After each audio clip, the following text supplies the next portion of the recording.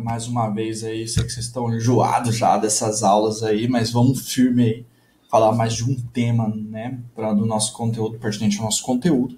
Perceba que a gente está construindo o que seria a história da Europa a partir do prisma do Império Romano do Ocidente, a partir da parte oriental, e agora a gente vai falar do mais oriente ainda, na região da Península Arábica, na formação de uma grande religião que vai estar em debate, em discussões constantes para a formação do mundo medieval, entre as cruzadas, entre a formação dos reinos africanos, entre o que a gente discute hoje sobre as guerras santas e os Zé Cruzadinhas aí da internet, tudo isso é discutido a partir dessa construção, beleza? E a partir de hoje, a partir de agora, a gente vai falar agora do que é o islamismo, como ele se forma. Bom, galera, é uma das religiões que mais cresce no mundo, é a segunda maior religião do mundo. A Indonésia, se eu não me engano, é o estado com o maior número de islâmicos que existe. Você tem aí o predomínio dessa religião na África, você tem o domínio dessa religião na Ásia, né, e você também tem o domínio dessa religião aí na Península Arábica, no Oriente Médio. Né? Então é uma religião considerada muito mais simples do que a fé cristã, ela não tem grandes polos de discussões, ela não se racha, não se rachou como o cristianismo se rachou, né, ou como o catolicismo, o evangelismo, os protestantismo e tudo mais, você não tem uma variedade maior, então por isso fica mais fácil fazer um senso comum, né, para colocar ela de maneira mais simples aí, e ela sendo colocada de maneira mais simples, ela possibilitou uma expansão bem maior, bem mais rápida do que foi a fé cristã, beleza? De cara, pessoal, essa religião, ela bebe muito, a gente já vai falar isso agora, ela bebe muito do que seria a religião judaica e a religião cristã. Originalmente, os povos árabes eram politeístas. Eles acreditavam em vários deuses. Meca, ela se organizava a partir do domínio dos povos coraixitas, que eram povos comerciantes, e ganhavam muito dinheiro com o comércio a partir da peregrinação. Então, quanto mais deuses e mais templos na região de Meca, melhor era para os negócios das famílias coraixitas. Então, por isso, o politeísmo ele tinha um espaço especial entre os povos árabes. Como eram povos comerciantes, devido à região, né, a Península Arábica ela não possibilita, é uma região que pega a parte do Saara, né, ela não possibilita grandes cultivos, a criação de grandes rebanhos e tudo mais, eles tinham que trabalhar no comércio. E a partir daí eles formavam grandes caravanas de oásis a oásis até a comercialização mais ao norte, na região do Oriente Médio, em relação aos produtos do Sul, na região do Golfo Pérsico, da região do mais próximo do Oriente Médio e tudo mais, né? Do Mar Vermelho e assim por diante. Bom, a partir daí você tem um desses caras, um desses personagens do mundo antigo, chamado Muhammad, ou para nós, Maomé, que por sua vez era uma espécie de líder de caravana, comercializava entre Meca e a região de Jerusalém, e em Jerusalém, no Oriente Médio, ele teve contatos com povos cristãos, né, e com povos judeus, né, e com isso ele conseguiu ligar uma coisa a outra. E um desses retornos diz a revelação de que ele se ajoelhou, foi se retirar no monte numa espécie de retiro espiritual, e ele encontrou o anjo Gabriel, o arcanjo Gabriel, que revelou para ele o que seria a verdade para ele, que Deus é um só, e aquele que crê em Deus terá a vida eterna. E a partir dali ele foi feito, segundo a história, o profeta do Islã, profeta do islamismo. A palavra Islã, ela vem de submissão. Então é uma espécie de submissão voluntária que se faz à direção a Deus, a Allah, que por sua vez é o equivalente a Deus. E é o único Deus, e é uma religião monoteísta e defende os princípios éticos, beleza? Então eles se apresentam muito próximo do que é o judaísmo primitivo, o judaísmo antigo, né? E assim também como referências cristãs, beleza? E aí vem da vertente abraânica, né? Que vocês já devem ter visto, a gente já falou isso também, né? E outra coisa importante, eles reconhecem Jesus Cristo como profeta, não como o Messias, como o Deus encarnado. E o Maomé seria o mais adaptado, o mais, digamos, atualizado, que segundo os muçulmanos é Deus para refazer tudo que foi feito do ideal cristão. Assim como para melhorar o que já foi feito e aperfeiçoar e avançar mais, mandou o profeta Maomé. Então, para eles, Maomé é mais perfeito que Cristo por conta dessa última chegada. Então são vários profetas, eles respeitam esses outros profetas, porém Maomé seria o topo, a ponta da flecha, ou a ponta da lança. E o que é muito interessante, o que também se dá ao sucesso do islamismo, além de ser mais simples que o cristianismo, uma perspectiva de liturgia e institucionalização, Maomé ele vai viver bastante. Ele não vai ser crucificado, ele não vai ser morto e tudo mais. E ele vai se envolver com a política. Então ele vai reunir a questão das tradições, a questão da política, a questão da cultura e tudo mais, e ele vai legislar.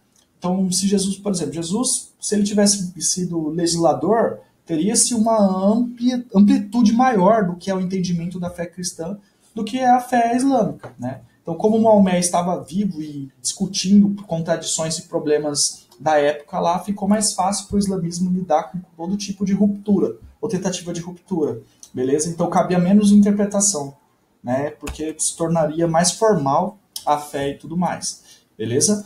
E aí, pra gente, ó, a gente diz aí um conceito básico aí a partir do Lewis, que diz o seguinte: a própria palavra é usualmente empregada com dois significados relacionados.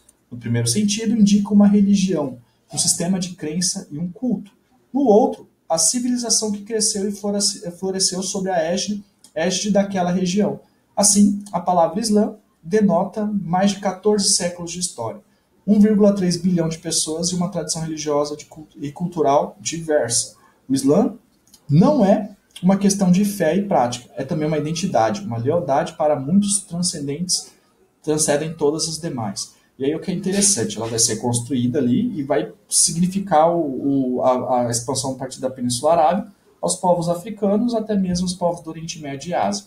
Então é quase uma identidade cultural, ao mesmo tempo que é um povo e ao mesmo tempo que é uma fé. Então é uma filosofia de vida que se transmite a partir da fé.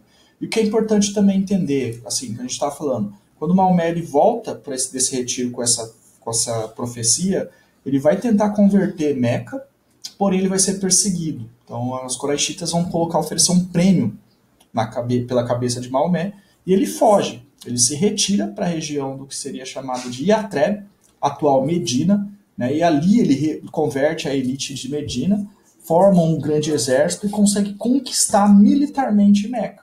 Então ele pega em armas, ele lidera o exército, e ao conquistar Meca, ele estabelece o islamismo como a religião primordial. Os templos são convertidos em mesquitas, e ao mesmo tempo o principal templo, a Kaaba, né, ela que tem uma grande pedra ali, ó, Kaaba não, desculpa, é Kaaba, tem uma grande pedra negra ali, eles acreditavam que a pedra absorveu os pecados da humanidade e tudo mais, e a partir do momento que ela vai se tornar, ela vai continuar a pedra lá, eles vão visitar a pedra, porém vai se tornar o principal mesquita islâmica ali, na região ali, beleza? Então eles, de certa maneira, também não alteram todo o processo, eles só adaptam. E aí, como a gente falou lá um tempo atrás, como a religião islâmica ela acaba sendo mais simples, ela tem apenas 5 mandamentos, 5 pilares, né, que se baseia nessa visão. A primeira delas seria a profissão de fé. Eu não vou me arriscar em falar perfeitamente isso aí, não vai rolar, porque é meio difícil. Mas aí você tem aí a profissão de fé, que é reconhecer Alá como o único Deus e reconhecer o profeta como seu mensageiro. Então isso é o princípio básico, também está até no Velho Testamento lá, né, como Moisés legislando entre os povos hebreus lá, ele diz isso também. Você tem aí a ordenança da oração. Para se converter ao islamismo e seguir essa doutrina, é necessário orar 5 vezes ao dia. Lembrando que o ponto de partida dessa oração é Meca, que a partir do momento que Maomé governa Meca e conquista Meca, estabelece a religião islâmica como oficial e tudo mais, Meca se torna a cidade sagrada. E a partir dali você não pode construir banheiro, né, virado para Meca, você não pode fazer nada desrespeitoso a Meca. Todas as tradições, as liturgias está ligado a Meca. Então a oração, as 5 orações feitas ao dia é virada a Meca. Para quem conhece algum islâmico, assim, às vezes eles trabalham, eles levam um tapetinho lá, no momento certo eles deitam, faz a oração abaixado com a testa no chão, prostado em direção a Meca. Vocês devem estar se perguntando, como é que eles fazem para saber onde está Meca? Pode ter certeza que aonde o cara for, ele vai tentar tirar a referência para saber onde está a cidade sagrada dele.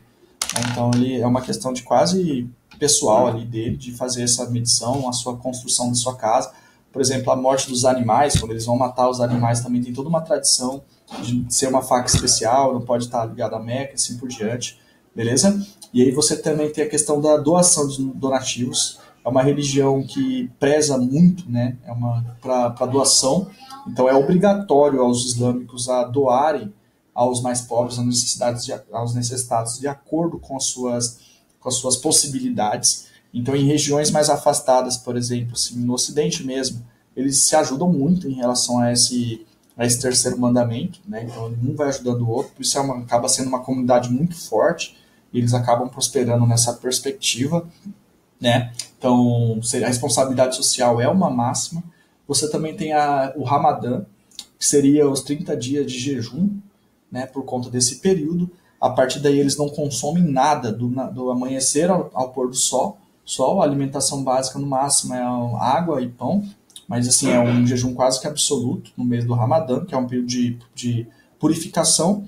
E por último, de acordo com de acordo com as condições, é obrigatório também, a partir do momento que você tenha condições para isso, viajar até Meca, né, e fazer uma peregrinação sobre a cidade sagrada. E aí tem alguns exemplos, né, de alguns reis, né, de alguns cidadãos que se converteram ao islamismo, levaram uma quantidade de ouro, de riquezas para doar aos mais pobres em Mecas e tudo mais, levando a sua corte. Então é quase como se uma obrigação necessária para te ligar à cidade sagrada, ao profeta, fazer essa viagem. Então é um dos mandamentos também, beleza? E aí tem um pequeno vídeo que conta da história de Moisés, né, de Maomé. Não vou passar também, que aí depois vocês assistem no YouTube, o tempo é pouco, eu não quero encher o saco de vocês com esses vídeos. Aí você tem aí sobre a formação das palavras ali, o que seria uma tentativa desse vídeo de dissociar o radicalismo do que seria a fé. Lembrando, galera, hoje, de acordo com os grupos terroristas, né, tudo que a gente vive, tentem não confundir aí o radicalismo com a própria essência da religião. Da mesma maneira que você tem cristãos aí que, né, mais atrapalha a profissão da fé do que ajudam, né, você também tem islâmicos nessa mesma condição. Assim. Então tem muita gente boa, assim como tem muita gente má. Dos dois lados, ou de todos os lados, beleza? E aí eles têm um respeito absurdo pela imagem do profeta. É proibido pelo islamismo fazer alguma imagem. Ó, vou tentar mostrar para vocês aqui uma pesquisa rápida. Por exemplo, é proibido para a arte islâmica reproduzir qualquer imagem de Maomé. Né? Então, assim, você vê que a cara dele, sempre quando ele é apresentado, é rabiscado, é pintado. Então, aqui você tem projeções do Ocidente de como ele poderia aparecer, né? Mas na arte mesmo, islâmica, o rosto dele, tudo mais, acaba sendo apagado e tudo mais. Figuras santas não podem ser representadas, né? Então, a partir daí dá para entender o porquê que, por exemplo, na França, aquele grupo mais radical entrou dentro do jornal e atacou, né? A Charlie Hebdo, que por sua vez faz piada e, né, discute, ironiza diferentes religiões e assim por diante, beleza? Aí você tem ali cerca de 10 pessoas, se eu não me engano, foram mortas ali, né, por conta da revista que fez, né, anedotas e, de certa maneira, zoeiras com o profeta, que é para eles uma figura sagrada, beleza? A partir daí que o profeta expande, né, a sua fé e consolida o islamismo no Oriente, você tem aí a sua morte sendo um dos problemas para uma nova etapa do islamismo. Primeiro porque uma parte dos grupos defendiam que o sangue do profeta era sagrado. Então quem deveria se tornar o líder ou continuar a herança islâmica para o mundo antigo, ou para o mundo medieval, deveria ser os filhos de Maomé, que seriam chamados esses povos de xiitas. Os sunitas defendiam o califado, que seriam os discípulos, os califas, né? Os discípulos de Maomé, que por sua vez foram ensinados por ele, poderiam continuar a liderança. Então, a partir dali, os sunitas e xiitas iniciaram suas disputas entre aqueles que deveriam prosseguir a pureza da fé, entre a linhagem sanguínea de Maomé, ou entre os califados, né, os califas. Os sunitas conseguiram sair na frente, se organizaram e instauraram o que seria a expansão islâmica, dominando o norte da África, dominando o Oriente Médio, dominando até Portugal e Espanha, né, durante a expansão do califado, onde conseguiu seu apogeu até a luta da Batalha de Poitiers contra Carlos Martel, que a gente viu lá no primeiro vídeo dessa sequência de aulas. Beleza? Bom, a partir daí você tem os radicais, você tem as questões que estão ligadas ao terrorismo. O Estado Islâmico, por exemplo, ele não é Estado, ele também não é islâmico, luta com o objetivo de estabelecer a pureza da fé islâmica, porém a briga deles está ligada à questão econômica, do domínio de postos de petróleo, está ligada à ideologia contra o Ocidente, então não tem a ver com a expansão da fé, não tem a ver com a justiça, não tem a ver com a religião islâmica em si. Então eles se usam ou se fazem dessa maneira, se colocam dessa maneira a partir dessa discussão que acaba sendo problemática. Outra coisa, alguns estados eles também se tornam mais conservadores, como o Talibã, na qual o papel da mulher dentro dessa sociedade ela é minoritária, a mulher não pode nem falar mais alto assim, que o homem, ela sofre castigos físicos em público, então assim, ela é proibida de dirigir, proibida de estudar. Tem uma outra célula terrorista que ataca a região da Nigéria, ali o norte da África, o Boko Haram, que também é radical, é pior até que o Estado Islâmico, né, já que o índice de mortos e as vítimas deles são superiores. Também defendem a pureza do Islã, tipo, eles entram em escolas, sequestram as meninas porque não acreditam que elas não devam estar estudando.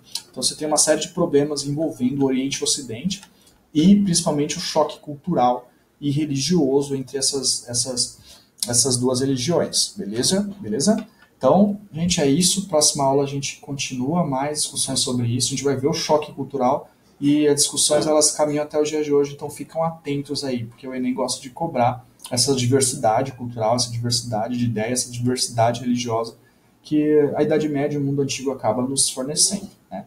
Então, pessoal, grande abraços. Se cuidem, qualquer dúvida é só mandar para nós.